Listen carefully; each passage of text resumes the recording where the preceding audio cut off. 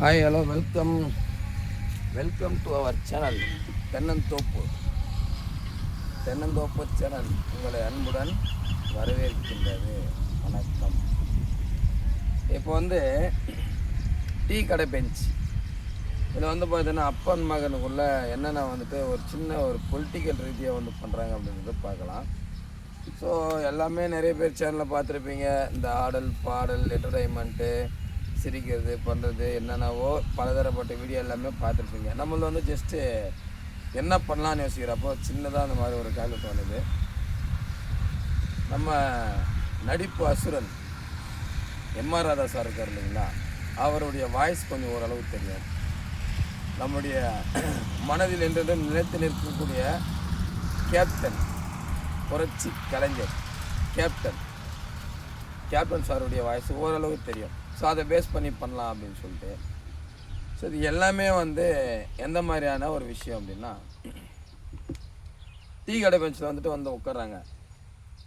தாய் ஏடா ஏடா மகனே நாளாண்ணா கம்முன்ருப்பா, நான் வர்றதுக்குள்ளே நீ மாடுக்கு பெஞ்சில் உட்கார்ற, உன் பாட்டுக்கு பண்ணிட்டு இருக்க என்னதுன்னு. தாய் என்ன கத்துற சொல்லு, ஏன் கத்துற? பொறுமையாக பேசுற, அப்பங்குள்ள மரியாதை கூட இல்லாமல் பேசுறேடி.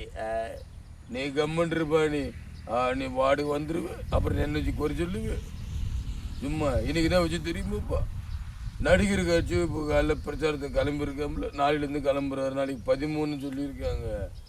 உனக்கு அதை பற்றி என்ன செஞ்சு சொல்லுப்பானா, உன் பாட்டுக்கு டீ கல்ல உட்காந்துட்டு பேசிக்கிட்டு இருக்கு. நீ சொல்லுன்றா சொல்கிறல்ல, நீ பேசி.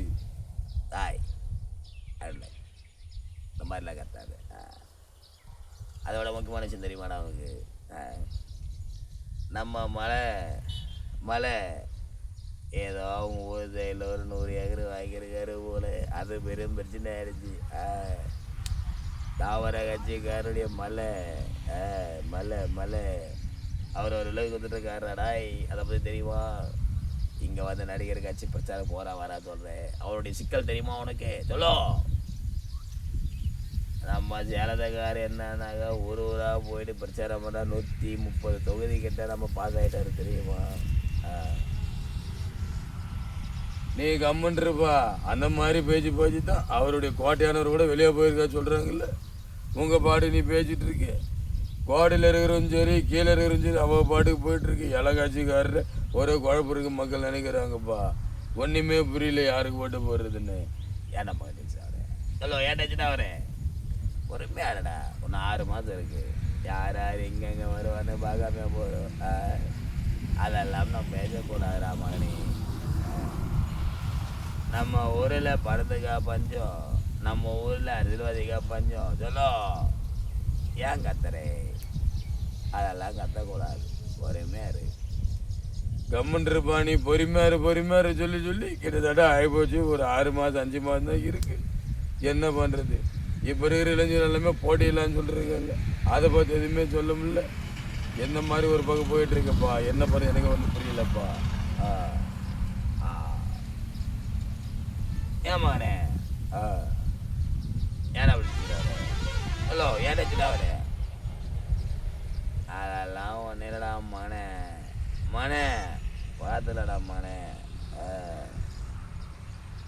1000 விஷயம் பண்ணலான்டா நம்ம பொட்டிக்கலடாய். பொலிட்டிக்கல் பொறுத்த வரைக்கும் பொறுமாவதுன்னா மகனே, அரசியல் அள்ளி பறிக்க வேண்டிய அமிர்தம் வராது. அதனால் கொஞ்சம் வெயிட் பண்ணு, என்ன விஷயத்துக்கு நம்ம பொறுத்திருந்து பார்க்கலாம். சரியா? நன்றி, வணக்கம்.